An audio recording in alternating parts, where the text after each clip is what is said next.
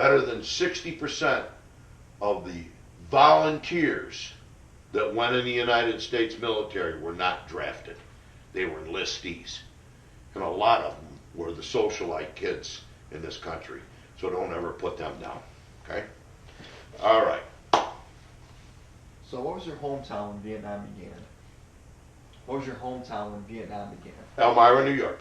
I was born in Elmira, lived in Pennsylvania for about 10 years, came back and finished junior high and high school in Elmira.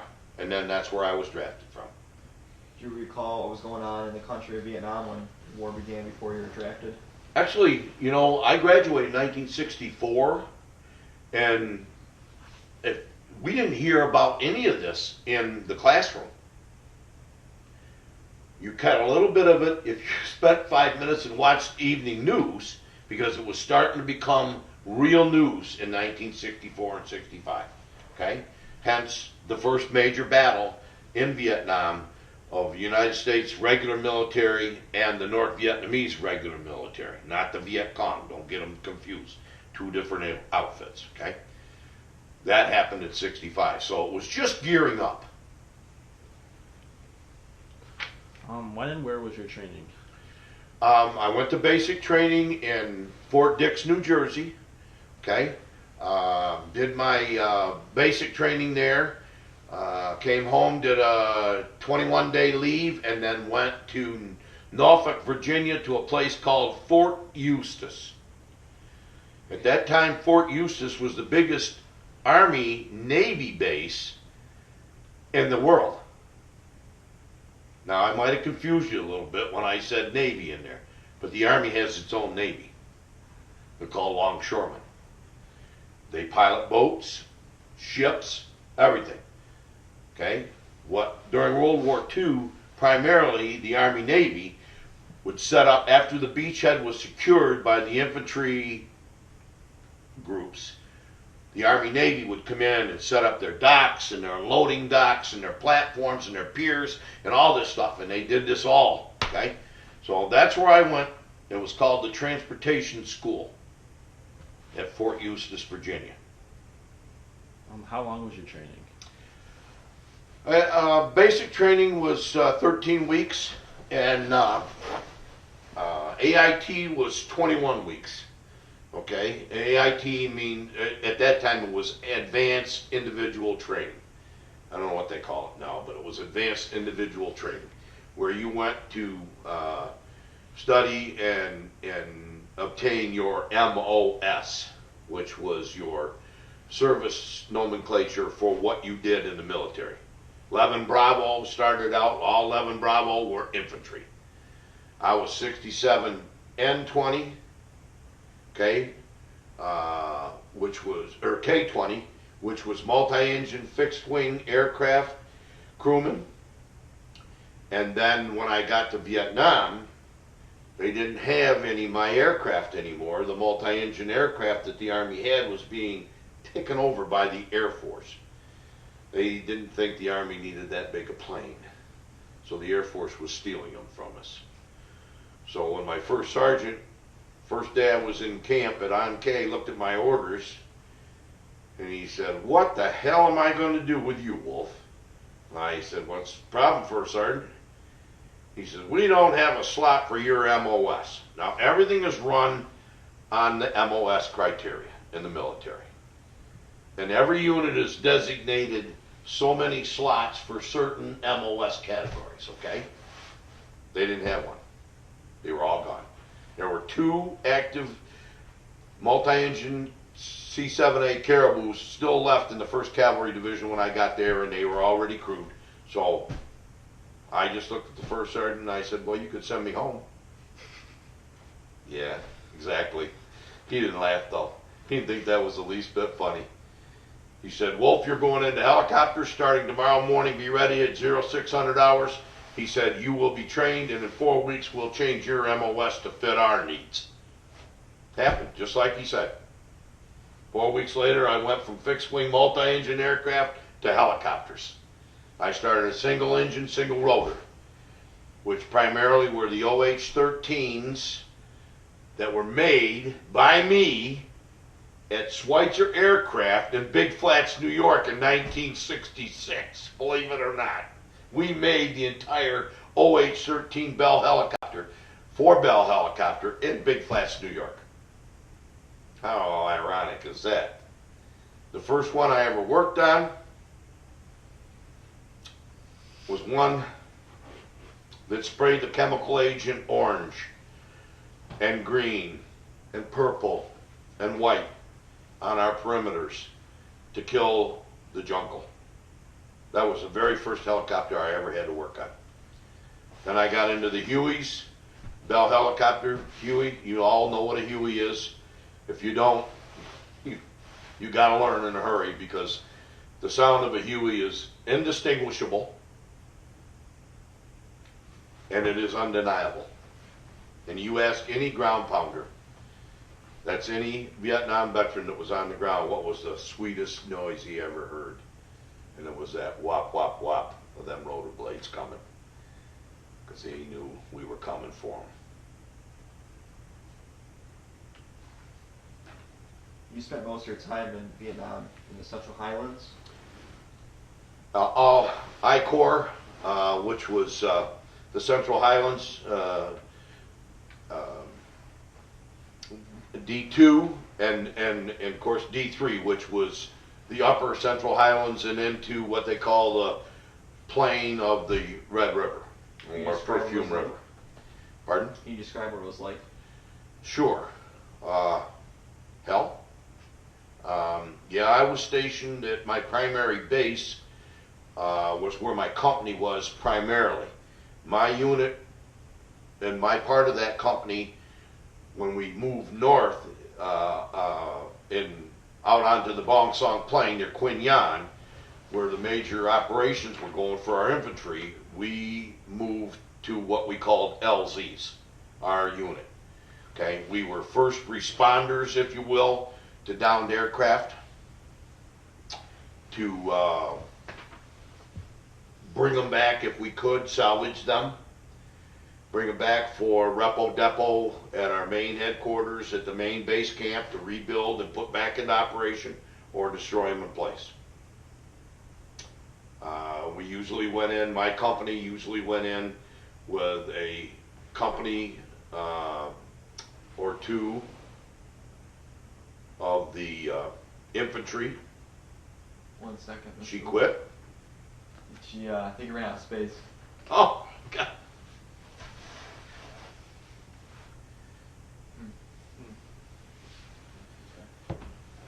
God, we gone that long? Huh? Been 40 minutes. You know, when you're ready.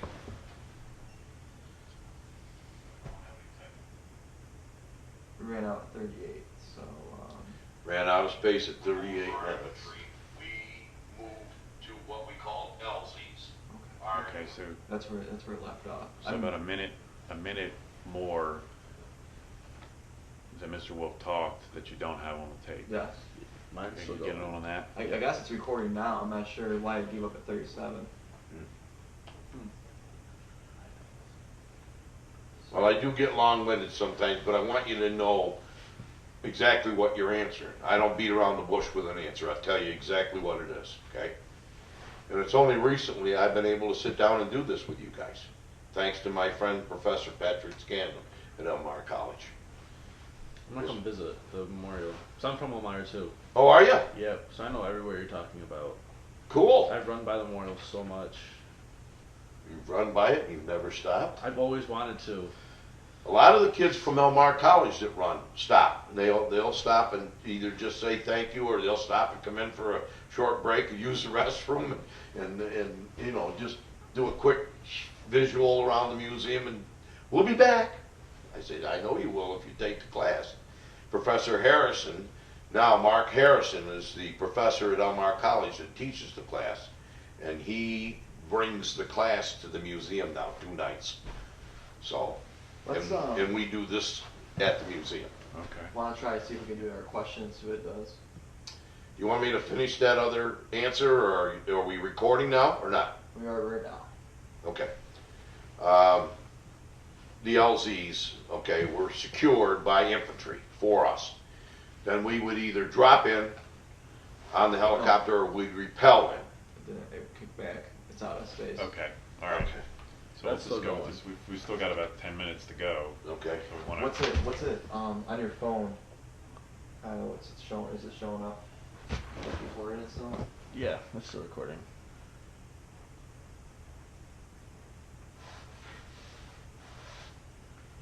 Is that 10 minutes your time or their time or my time? I got all the day in the world. well, Yeah, okay. it's their time. All right.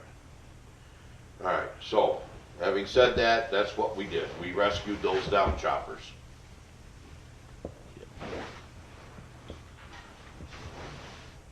Do you have any specific memories of good or bad leadership?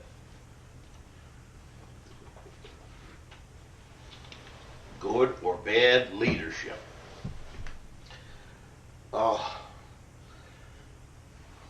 I gotta tell you, primarily, I never had any bad leadership, okay? Yeah, did it happen in Vietnam? Sure. Did it happen with me? No. Everybody in my unit were rock solid. We knew what we had to do, and we did the job, okay? Later on, as the war extended into the 70s, okay, a lot of things happened with the military. The kids coming over, a lot of them draftees, didn't want to be there. They revolted against the military in ways, okay, and things that they did, and yeah, who am I to judge, okay? Let's talk about Agent Orange. Were you ever deployed in an area that was sprayed by Agent Orange? As I alluded to at the very first of the interview here, the very first helicopter I ever worked on was an OH-13 that had a spray system on it that they sprayed what we called the green line. The green line was the perimeter of the base. And every week they would spray the perimeter of the base because the vegetation would grow so fast and the enemy used that cover so fast that you had to keep it down. Did you ever experience any symptoms of Agent Orange? Side effects. Glad you asked. Yeah. As we speak, I'm battling skin cancer. I had a melanoma taken off my back a couple years ago. I've got what they call basal cell, which is a prelude. Anybody can get basal cell, especially light Caucasians because of the sunlight, quote unquote. But it's only enhanced by the fact that we have the dioxin. I have 3 sons. My middle son was born with some very debilitating birth defects, now related directly to Agent Orange. And we just got a Twix last Friday that the VA is no longer going to recognize spinal bifida in the Vietnam veterans as attributable to Agent Orange. Okay? I don't know where they came up with it, but there's just not enough cases being reported now, so, it's all about the bean counters and all this stuff that we do. Okay? Ultimately, the bean counter is who you want to make friends with because they're going to control everything sooner or later. When you returned home from Vietnam, how were you treated by the people around you? Around here. Well, it was very, very difficult coming home. We came out of Cameron Bay, flew on a private Tiger Airlines, which was a commercial jet system in the Pacific that was flying for the military, okay? They flew us to Osaka, Japan, where they would not let us off the planes. We had to stay on the plane. We could get up and stretch our legs in the aisle and stuff where they recovered the aircraft. In other words, they put in new food, water systems, switched the johns out and all that kind of stuff. And then we took off. We landed in Fairbanks, Alaska, somewheres around, they said it was midnight, but it still looked pretty daylight because it was in July, okay, when I came home. And they did allow us off the craft there. We could go to one area and one area only in the whatever you call it, terminal. That was the restrooms and the canteen. There wasn't a thing in the machine when you come out of the restrooms. Everything was gone. Soda pop, candy bars, there was nothing. There wasn't even a stick of gum left in the machines. By the time, if you had to go to the bathroom bed, you didn't get to the canteen, you were done. So we got back on the plane and we flew to Fort Lewis, Washington, where we arrived sometime early morning. Time is vague to me. I was still in all my field gear. I still had my steel pot, my weapon, my everything. My sea bag, everything was stripped from us when we got into this hangar that was at the farthest end of the runway of the airport. We were not allowed anywhere near the main terminals. Once we were processed, checked, doctor said cough, you look all right, your temperature's good, get out of here, go home. We went, processed out, we had a clean set of uniform. They said, if you're going to another base, your gear will be forwarded there. If you're going home, it'll be sent to your house. Well, we were just happy to get home. We had a great meal, and then they took us by these green buses. These green buses were the same buses they put us on in Oakland Army Terminal in Oakland, California, to go to Vietnam. They were military buses that had 1/4-inch wire rope screen on every window. They looked like prisoner buses, okay? Of course, everybody had the question in their mind, why? What were these buses for? Where were we going that we had to be on these kind of buses? Well, we found out how the rest of the country felt about us when we got ready to leave for Vietnam. We went through Oakland, Alameda, San Francisco, over the Bay Bridge complex, up to the Air Force Base, Travis Air Force Base, just outside of San Francisco on the mountain. And to get there, we went through the Haight-Ashbury district of San Francisco, whereupon we were deluged with just the scum of the earth people, as far as I was concerned. Throwing everything from human feces and eggs and bricks and beating on the windows, trying to smash the windows out on us with boards and ball bats, to every name be it called that you could possibly want to be called. So when we came home, they put us on those same buses at Fort Lewis, Washington, and took us to the main terminal where we would embark on our trips home. And we were herded like cattle through all the downstairs causeways and where all the commercial stuff went, and we were put directly on the planes. We were not allowed in the terminals at all.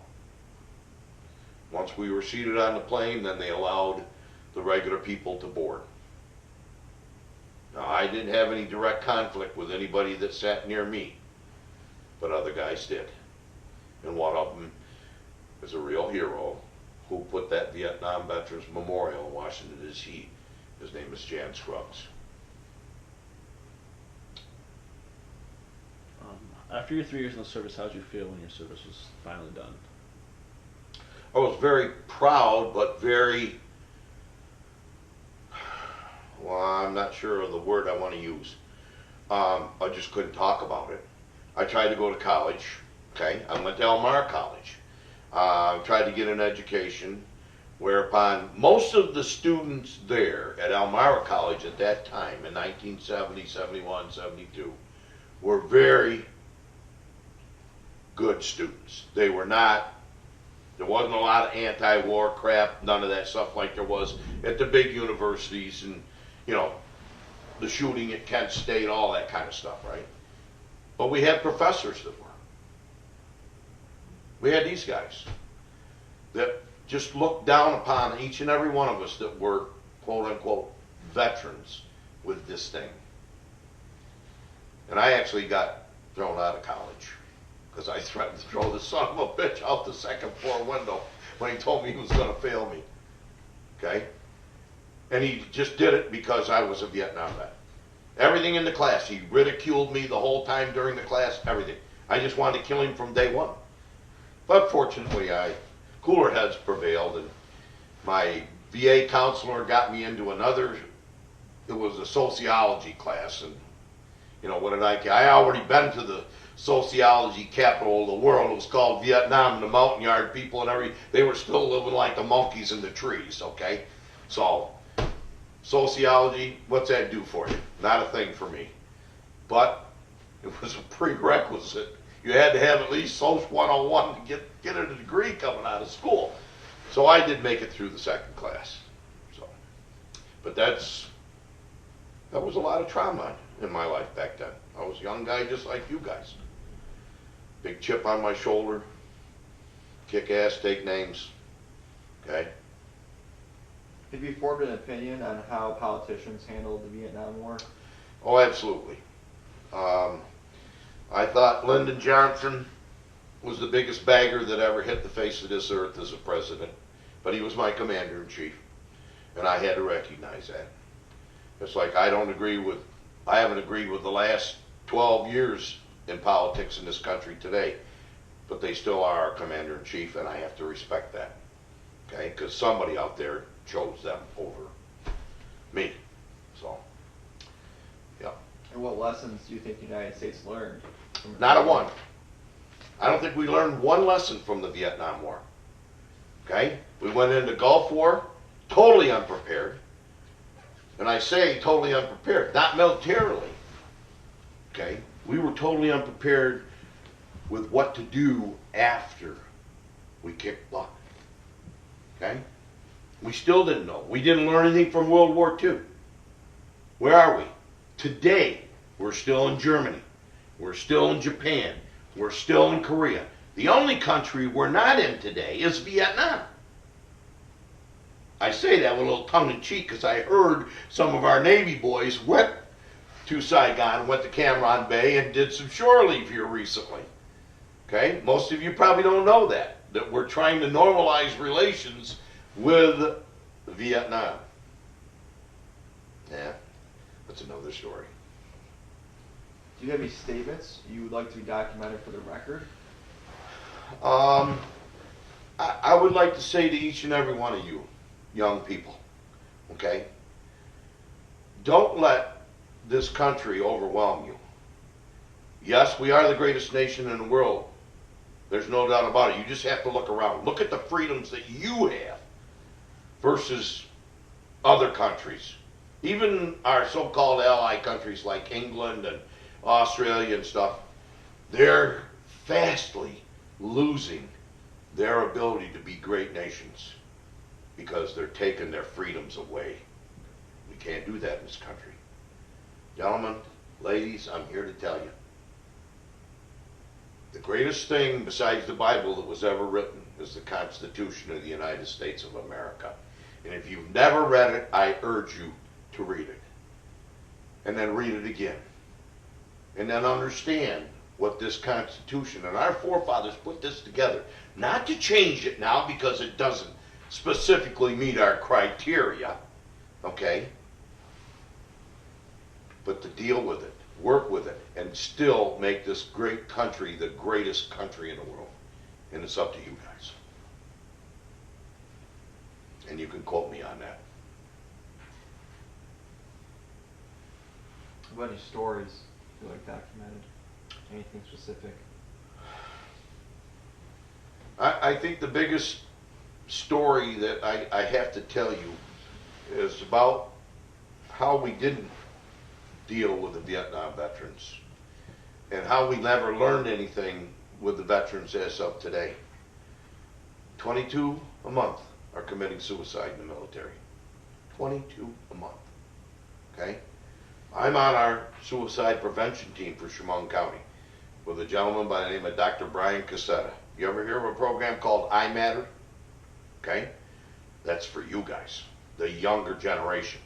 He got me involved into it because of my conflict with the VA and how they treated veterans in this mode, okay? What's happened in this country is a shame. It is really a shame. All these people like myself who never had the opportunity to speak out because we were so shy, okay? We didn't want to talk about Vietnam. We didn't want to talk about the major problems that, for those of us that actually got home and survived, had for 45 years since the war. Okay? If you've never interviewed another Vietnam vet, you're going to do it now. You're just going to do it. You're going to talk to everyone that you've ever come across. And the reason being is that you're going to want to know how they felt. What happened to them? How did they make it? Many of us survived on self-medication because the VA didn't want nothing to do with us. Nothing. Okay? They had all they could handle with the amputees and the severe trauma people, TBI. I have a friend of mine in Elmira who was in the 173rd Airborne, who was in the last major battle in Vietnam, okay, that never was televised, was never broadcast. There's very little known about it. I'm going to tell you about it today because you're going to look it up. It's called Operation Ripcord. Ripcord, okay? It was a massacre. The 173rd boys. George got blown out of his foxhole the first night he was on that base, took the top of his head off. They rushed him back. They got him to Okinawa. They got him back to Bethesda Naval Hospital and Walter Reed, where they saved the man's life. Okay? 18 months later, he got discharged with some of the most traumatic brain injury problems that you'd ever want to see. They gave him a bonus or a mustering out pay of, I think, $5,800, he said, and sent him on his way. Gave him 30% disability for the rest of his life. 30%. 30%. George has slept under bridges. He slept in a tent for over 25 years in the woods because he couldn't live with you and me. Problem? Oh yeah. Is that a loner? Oh no. There's stories like that by the thousands all over this country. And thousands have already gone to their grave. We've lost more Vietnam vets. And I say this, to hell with the professor at New York College, okay, to suicide than we ever lost in the war. Since the end of the war. A good friend of mine, 120 miles an hour, got drunk, couldn't stand it anymore, drove his car into a pier on Route 17, head on. Was that listed as a suicide? No, it was drunk. He was listed as a drunk fatality. But everybody at the bar knew why he did it. He didn't want to live anymore. He got drunk and he drove his car 120 miles an hour into a pier on Route 17 on the overhead. Okay? And that happened all the time. You look at the statistics, because there aren't a lot of them. They didn't keep those records like they're keeping now. Okay? Very tough time, guys. Yeah. And then to come home and try to raise a family. I have 3 sons. You know more about me today sitting here than my 3 sons do. Okay? I've never ever been able to sit down, no matter how much help, and I've been in and out of the Batavia PTSD hospital 9 times since 2001. What was my trigger in 2001? 9/11. Oh yeah. I was sure them sons of bitches were coming over the mountain, and I was ready. And that's what you call being prepared, okay? The psychological world calls it other things, but we call it being prepared. Hey, compliments of our government. They made us. We certainly appreciate your time.